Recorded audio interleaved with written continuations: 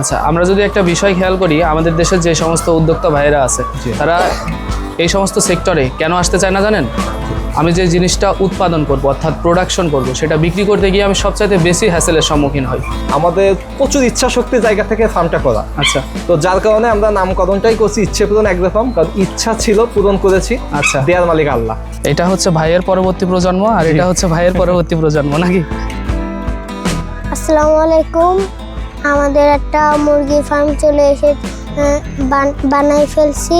আমাদের মুরগির ফার্মে কাজ করতে খুব ভালো লাগে।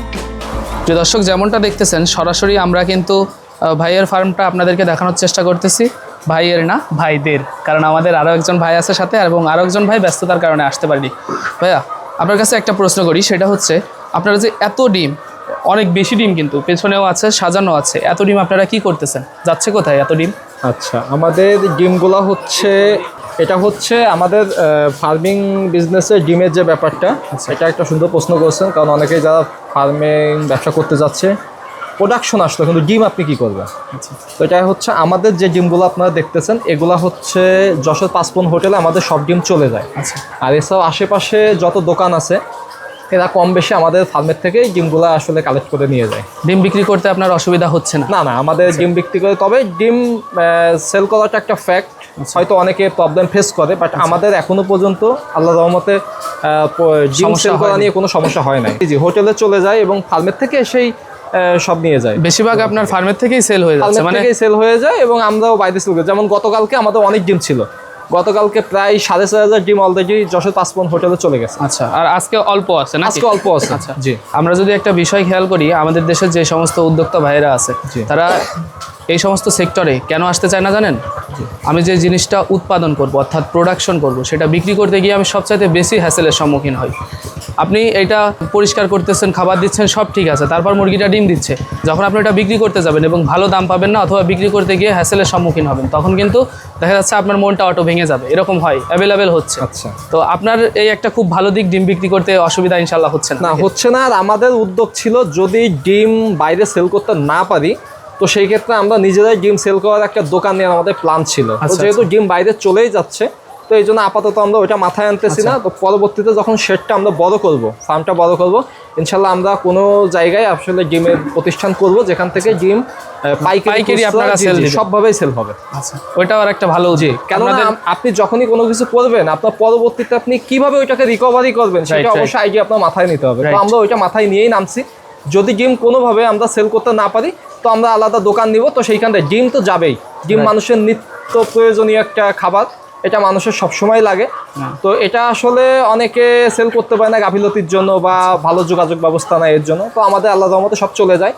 যদিও আমাদের পরবর্তীতে এরকম প্রবলেমের সম্মুখীন হই তো আমরা নিজেরাই ডিমের দোকান দেবো, এখান থেকে ডিম সেল করবো ইনশাল্লাহ। যাক, আপনাদের সব ধরনের প্রবলেম ফেস করে ব্যবসা পরিচালনা করার চিন্তা আপনাদের মাথায় আছে, এটা শুনে ভালো লাগলো। প্রতিষ্ঠানের নামটা কি দিয়েছেন আপনি? আমাদের প্রতিষ্ঠানের নাম ইচ্ছে পূরণ এগ্রো ফার্ম। আমাদের প্রচুর ইচ্ছা শক্তি জায়গা থেকে ফার্মটা করা। আচ্ছা, তো যার কারণে আমরা নামকরণটাই করছি ইচ্ছে পূরণ এগ্রো ফার্ম, কারণ ইচ্ছা ছিল পূরণ করেছি। আচ্ছা, দেয়ার মালিক আল্লাহ। রাইট। আপনারা আমাদের জন্য দোয়া করবেন, ইনশাআল্লাহ, আল্লাহ যেন আমাদের ইচ্ছাটা পূরণ করে দেয় ইনশাআল্লাহ। যেমনটা আমরা আমাদের দর্শকদের জানানোর চেষ্টা করতেছি, আপনি কি ডিমের প্রোডাকশনের জন্য অর্থাৎ বেশি ডিম হবে এর কারণে কি আপনি কোনো ট্রিটমেন্ট করতেছেন? আসলে এক্সট্রা কোনো ট্রিটমেন্ট নাই, তবে মুরগির কিছু বেসিক ট্রিটমেন্ট থাকে যেটা করলে আপনার প্রোডাকশনটা কন্টিনিউ করা যায়, রেগুলার স্বাভাবিক থাকে। আচ্ছা, তো প্রথমত হচ্ছে আমরা যখন এই বিজনেসটা করি আমরা আসলে তেমন কিছুই জানতাম না। আচ্ছা, জানার আগ্রহটা এত ছিল, আমরা বিভিন্ন ইউটিউব দেখে বিভিন্ন ফার্মে বা বিভিন্ন যারা ফার্মিং ব্যবসা করে তাদের কন্ট্যাক্ট নাম্বার আমাদের ছিল, ভাইয়া এই প্রবলেম ফেস করতেছে কি করবো। তো এইগুলা করে করে আমরা শিখে গেছি। তবে আমরা ডাক্তার খুব কমই আসলে ফার্মে আনছি, কেননা ডাক্তারে হচ্ছে যত ডাক্তার ফার্মে কম ঢোকানো যাবে ভালো, কেননা ডাক্তার বিভিন্ন ফার্মের থেকে ভিজিট করে আসে, অন্য ফার্মের জীবাণু দেখা গেলো আপনার ফার্মে চলে আসতে পারে। তো ওই জায়গা থেকে আমরা চিন্তা ভাবনা নিজেরাই ট্রিটমেন্ট করবো। তো এটার জন্য আমাদের একটু আসলে পরিশ্রম করা লাগছে। এই বিষয়ে অনেক স্টাডি করছি আমরা তিনজনই।